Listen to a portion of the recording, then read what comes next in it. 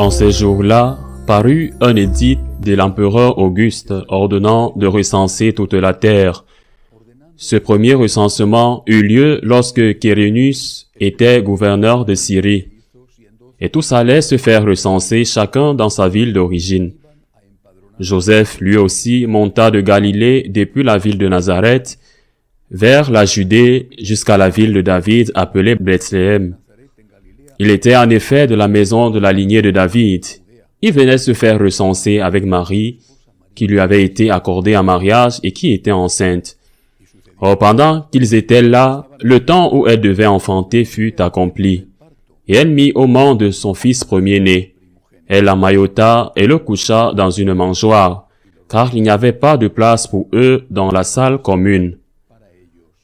Dans la même région, il y avait des bergers qui vivaient dehors et passaient la nuit dans les champs pour garder leurs troupeaux. L'ange du Seigneur se présenta devant eux et la gloire du Seigneur les enveloppa de sa lumière. Ils furent saisis d'une grande crainte. Alors l'ange leur dit, « Ne craignez pas, car voici que je vous annonce une bonne nouvelle, qui sera une grande joie pour tout le peuple. Aujourd'hui, dans la ville de David, vous est né un sauveur, qui est le Christ, le Seigneur. Et voici le signe qui vous est donné. Vous trouverez un nouveau-né emmailloté et couché dans une mangeoire. » Et soudain, il y eut avec l'ange une troupe céleste innombrable, qui louait Dieu en disant, « Gloire à Dieu au plus haut des cieux, et paix sur la terre aux hommes qui l'aiment. »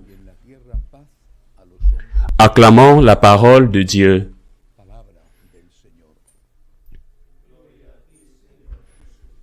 C'est Noël, et chacun aura sûrement un moment liturgique préféré.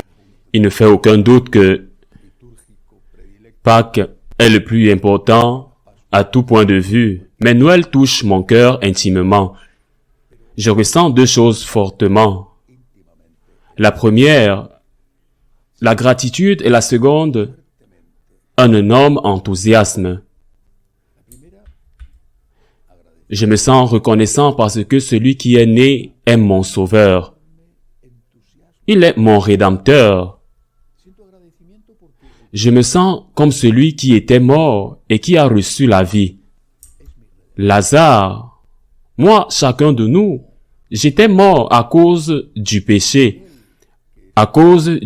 originel, et j'ai reçu la vie. J'ai reçu la vie avec le baptême.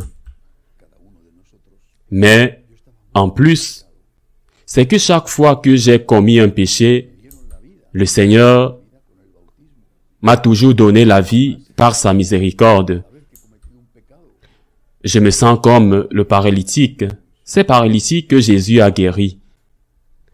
Parce que le péché te garde immobile. Le péché est un esclavage. Le péché te transforme en objet, pas en sujet libre. Le péché t'a servi. Jésus, mon Rédempteur, notre Rédempteur, Jésus m'a redonné la possibilité d'être une personne vraiment libre. Et j'étais paralysé et maintenant je suis libre. Libre dans le sens de pouvoir marcher.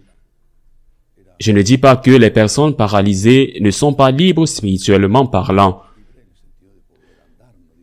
Je me sens comme l'aveugle. Cet aveugle à qui Jésus a rendu la vue, parce que sans Jésus, sans mon Rédempteur, je serais confus comme tant d'autres, trompé, conduit d'un côté à l'autre par les intérêts des puissants qui sont déterminés avec leur agenda à changer le monde. Ils sont déterminés à présenter comme bon ce qui est mauvais et comme vrai ce qui est faux. Le Seigneur m'a donné la lumière. J'étais aveugle et maintenant je vois. Maintenant je distingue. Maintenant je sais ce qui est bien, ce qui est mal. Maintenant je peux distinguer la vérité du mensonge. La lumière de mes yeux est la conscience que Jésus-Christ, mon Rédempteur, m'a donnée. J'étais muet. Le Seigneur a aussi fait parler les muets. J'étais muet. Muet parce que, bien que je voyais le mal, je n'ai pas défendu les innocents.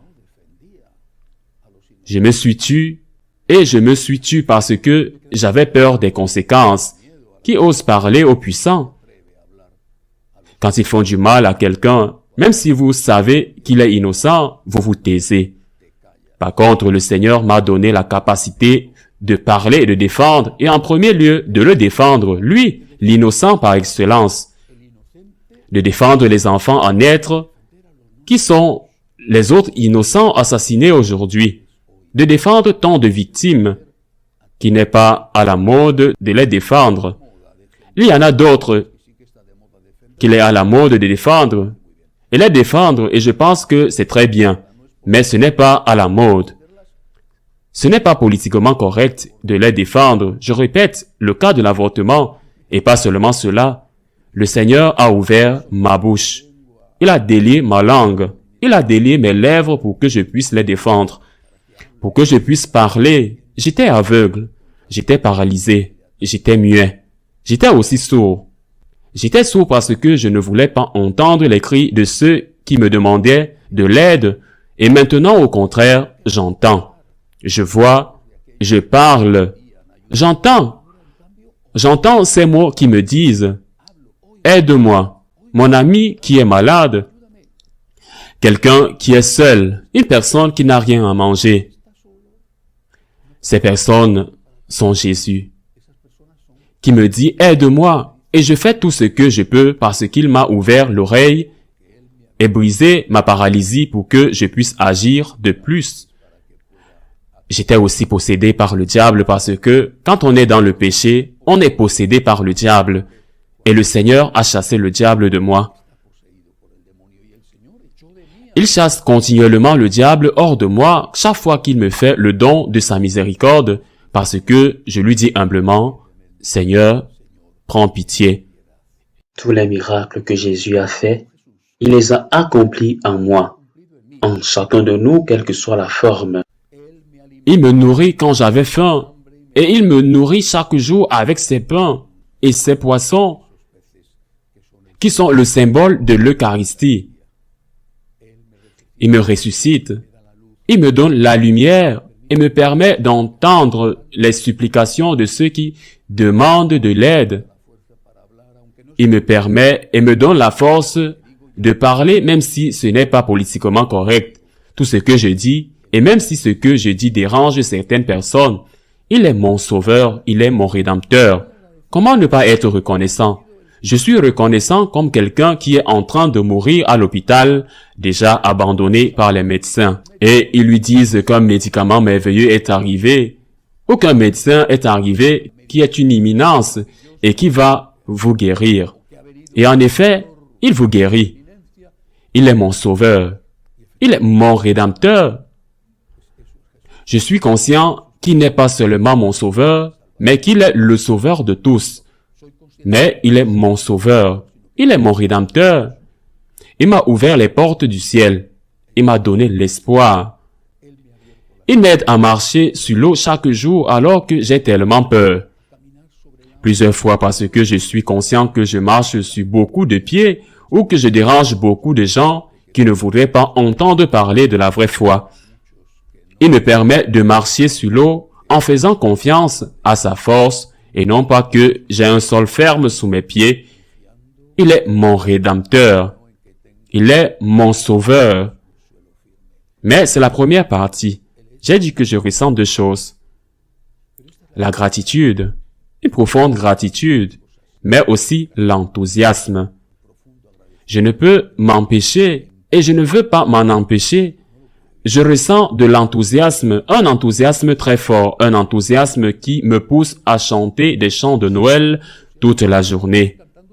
Je me souviens que lorsque Chesterton écrivait son autobiographie, il disait que parmi les raisons qui l'avaient poussé à faire le pas de l'église anglicane à l'église à laquelle il appartenait et à laquelle il participait vers l'église catholique, il disait « Je ne veux pas appartenir à une religion où prier le chapelet est toléré comme une excentricité tolérée. Je ne veux pas appartenir à une religion où c'est une excentricité d'être enthousiaste. Je vais appartenir à une religion où il est normal de prier le chapelet, où il est normal d'être enthousiaste à propos du Christ. C'est ainsi que je suis enthousiaste, mais pas parce que je suis parfait, un saint. Je suis un pécheur. Je répète, le Seigneur me ressuscite. Le Seigneur m'ouvre les yeux.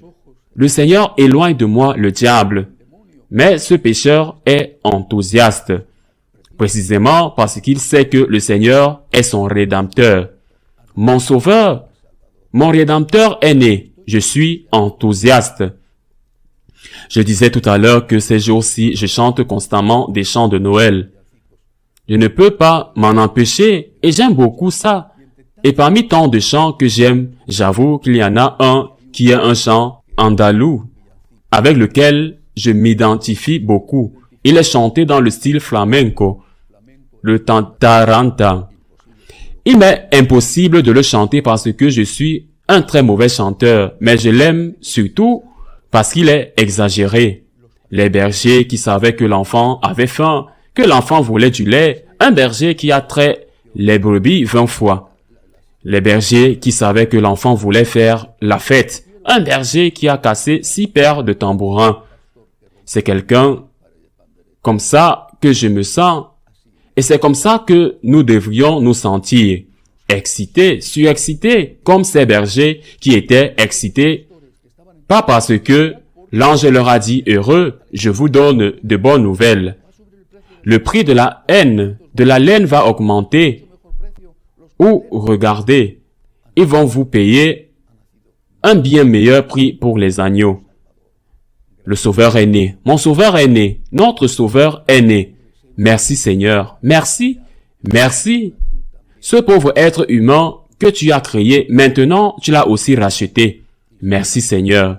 Et je suis enthousiaste. Et si j'étais un de ces bergers dans le champ, même si je ne peux pas chanter, je demanderais sûrement les moutons, je casserais beaucoup de tambourins et même, comme le dit aussi le chant, je tondrais beaucoup de moutons pour faire un bon manteau de laine pour protéger l'enfant. Remercions Dieu et exprimons notre enthousiasme avec nos cœurs et bien sûr avec nos œuvres, parce que sinon le Rédempteur reste à moitié terminé. Il a commencé une œuvre qui ne peut pas mener à terme parce que pour la mener à terme, il a besoin de notre collaboration. Merci Seigneur, merci vraiment, merci Rédempteur et mon Sauveur, merci, tu peux compter sur moi. Ainsi soit-il.